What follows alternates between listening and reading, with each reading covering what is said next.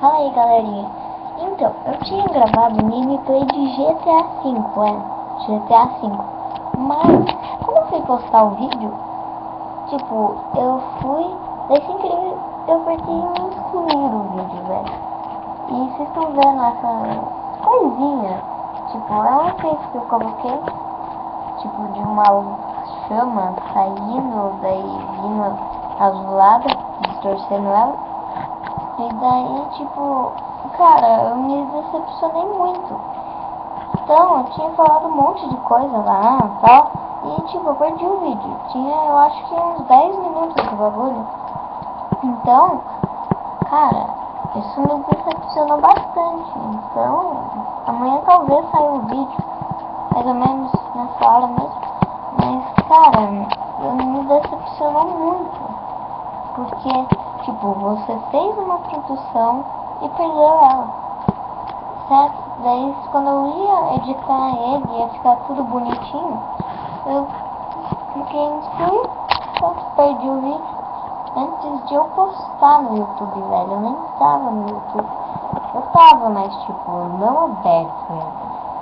Tava aberto na minha conta e eu tava lá, mexendo, assistindo os vídeos lá de quem eu sou inscrito. Daí fui postar o vídeo, bem na hora eu cliquei em excluir e perdi o vídeo.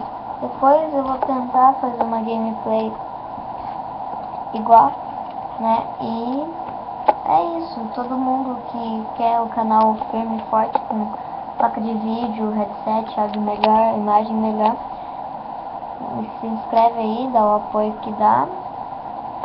Sem dar dinheiro, claro que não, nunca ia pedir isso dos meus inscritos. Nunca mesmo, cara. Nunca, velho. Quem faz isso fala, me dê dinheiro que eu. Nossa, é um cara tosco. Não gosta dos inscritos. Só gosta que dá luxo. Então, cara, quem puder apoiar o canal pra ele crescer mais e ele ficar melhor, comprar placa de vídeo pra a gente fazer o gameplay de GTA V, uma série até que eu já zerei, daí eu sei hardcoreamente as missões, então aí dá pra tirar um pouco mais de ouro e tal. Então, cara, quem puder dar a sua ajuda aí, dá seu like, se inscreva no canal. Quem não quiser ajudar, dê seu dislike, mas por que você deu dislike? Daí você comenta ali abaixo por que você deu seu dislike. Comentem aí pra ver o que vocês querem aqui no canal. E Gran Turismo vem aí, galera. Sábado ou domingo já tem aqui meu Gran Turismo. O Gran Turismo, então é isso, galera. Falou, tchau. Eu fico muito triste porque eu tive que excluir meu vídeo. Então é isso, falou e tchau.